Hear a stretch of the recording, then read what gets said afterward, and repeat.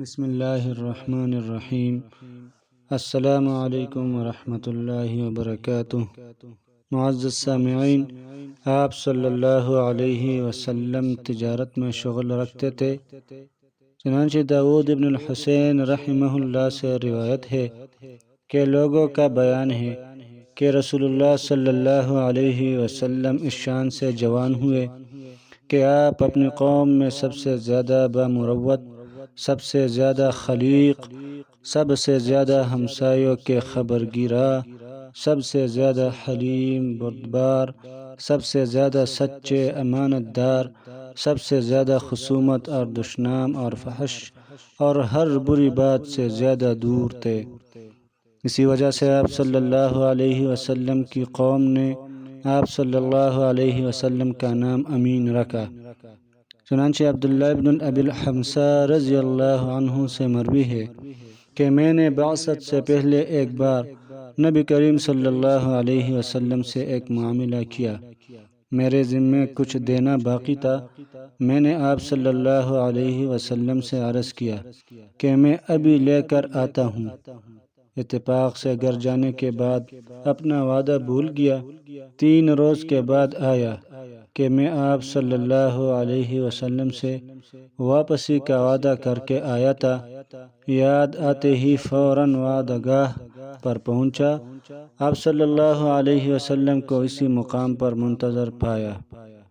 آپ صلی اللہ علیہ وسلم نے صرف اتنا فرمایا کہ تم نے مجھ کو زحمت دی، میں 3 روز سے اسی جگہ تمہارا انتظار کر رہا ہوں۔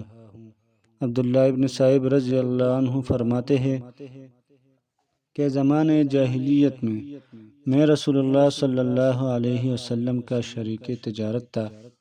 جب مدینہ منورہ حاضر ہوا تو آپ نے فرمایا کہ مجھ کو پہچانتے بھی ہو؟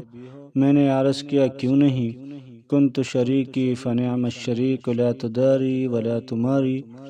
آپ صلی اللہ علیہ وسلم تو میرے شریک تجارت تھے، اور کیا ہی اچھے شریک، نہ کسی بات کو ٹالتے تھے اور نہ کسی بات میں جھگڑتے تھے۔ قیس ابن صائب مخزومی رضی اللہ عنہ فرماتے ہیں کہ زمانے جاہلیت میں رسول اللہ صلی اللہ علیہ وسلم میرے شریک تجارت تھے۔ وکان خیر شریک لا یماری ولا یشاری۔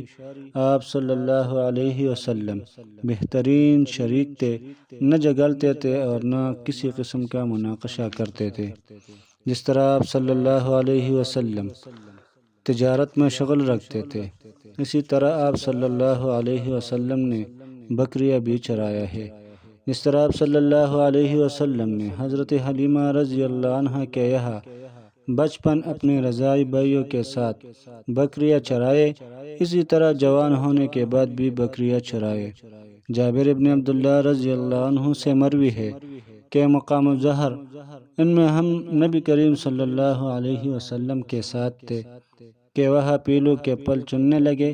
آپ نے فرمایا کہ سیاہ دیکھ کر چنو، زیادہ خوش ذائقہ اور لذیذ ہوتے ہیں۔ ہم نے عرض کیا کہ یا رسول اللہ، کیا آپ صلی اللہ علیہ وسلم بکریاں چرایا کرتے تھے؟